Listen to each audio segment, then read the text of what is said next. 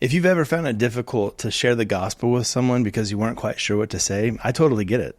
I've been there. In this video, I'm going to share my 3 go-to verses for sharing the gospel with anyone and show you how I discuss each verse with them. Because this has developed over time, and the way I share now is a game changer for me and for a lot of people that I've shown it to. I've been sharing the gospel this way with people for years, and it's led to a ton of really great spiritual conversations with all kinds of different people, many of whom have ended up giving their life to Jesus. My first go-to verse is Romans 3:23. In my previous video about sharing the gospel, I talked about the importance of asking good questions and listening well before we start speaking the truth in love. And I carry this into sharing each of these verses. I like to talk about how the Old Testament points to the coming of Jesus and how the New Testament Jesus is here. And then after Jesus ascends to heaven, we have this guy named Saul whose whole job is to kill Christians, arrest them, prevent churches from taking root and growing.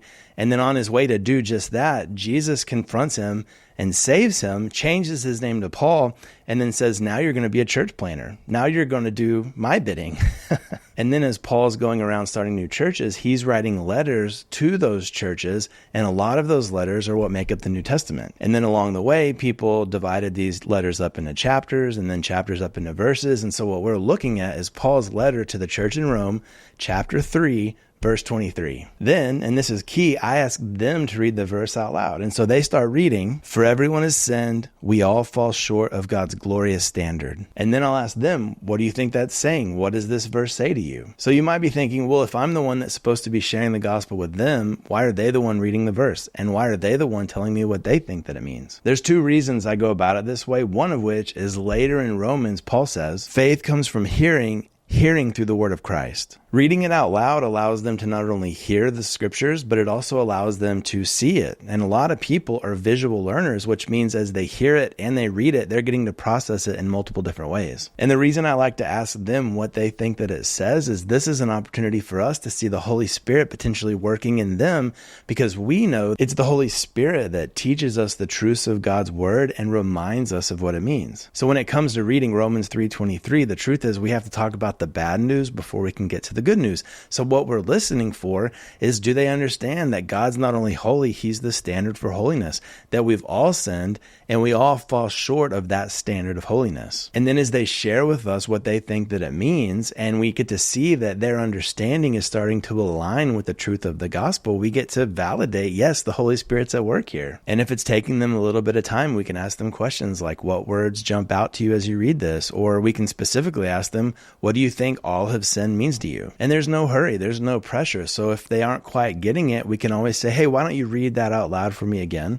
Let them read it, and then ask them, what does that mean to you? And when it seems like they're starting to understand the first verse, we can take them to my second go-to verse, Romans 6:23, and we ask them to read it out loud. For the wages of sin is death, but the free gift of God is eternal life through Christ Jesus our Lord. And again, we ask them, what do you think that's saying? This time, what we're listening for is their understanding of how this verse is starting to bridge the gap between the bad news and the good news. The word wages means that our sin has earned us death, and then there's this amazing word, but, meaning this isn't the end of our story. Through Jesus, God has provided rescue from death and to eternal life with him.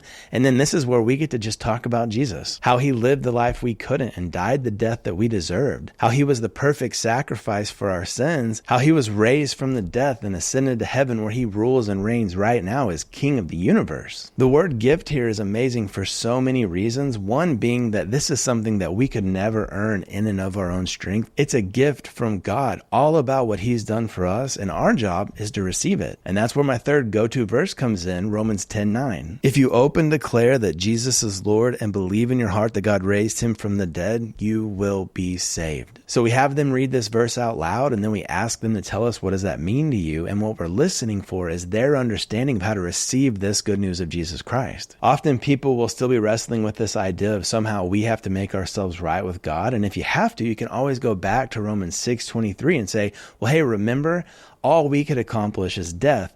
It's God's free gift in Jesus Christ that gives us eternal life. So in light of that, what do you think this verse means? And the 2 big keys here are declare and believe. Declare because we're saying, God, you are God. I'm not. My life is now yours. I surrender to your lordship. You are the king of my life. I'm not. And then believe is this understanding of what Jesus has done for us, that his death paid the penalty for my sin, that he gave me his righteousness in return. And it's saying, I believe in that. I believe that you died for my sin. I believe that by putting my faith in you, I'll receive your gift of salvation. And I like to tell people, hey, you can do this anytime, anywhere. You don't have to be somewhere specific or say it in a specific way. But I do make sure that our time doesn't end without asking them, is this something you want right now? Do you want to receive this gift right now? I've had a lot of people say no, but you know what? That gave me an opportunity to follow up with them later. And a lot of them gave their life to Jesus either before we met the next time or the next time that we met. And when someone gives their life to Jesus, I like to celebrate. I like to make a big deal about it. I like to be excited for them. And I like to ask, hey, is there anybody that you think's been praying for you or that would be excited that we can call and tell?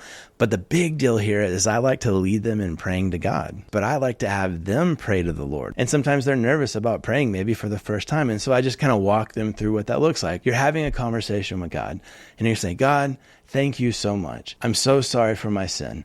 I surrender my life to you as my Lord. I believe Jesus died for my sin and I put my faith in him. Thank you for your love. In Jesus' name, amen. And then I let them pray, and it's such a sweet, sweet moment to share with them. And then it's super important that after that, you continue to pray for that person and continue checking up on them because they're brand new babies in Christ, and they're going to need a lot of help and a lot of support and a lot of encouragement. Sometimes it takes multiple conversations before somebody gives their life to Jesus. Sometimes it takes years or decades. I've experienced all of those things, but I can also tell you God is good and he's sovereign and he loves them. And it's incredible that he allows us to be a part of him drawing them to himself. Make sure to check out my other video on 3 easy steps that I use for sharing the gospel. And if you found this video interesting or entertaining, make sure to subscribe so that you can get all the new videos just like it as they come out. Thank you so much for watching. Until next time.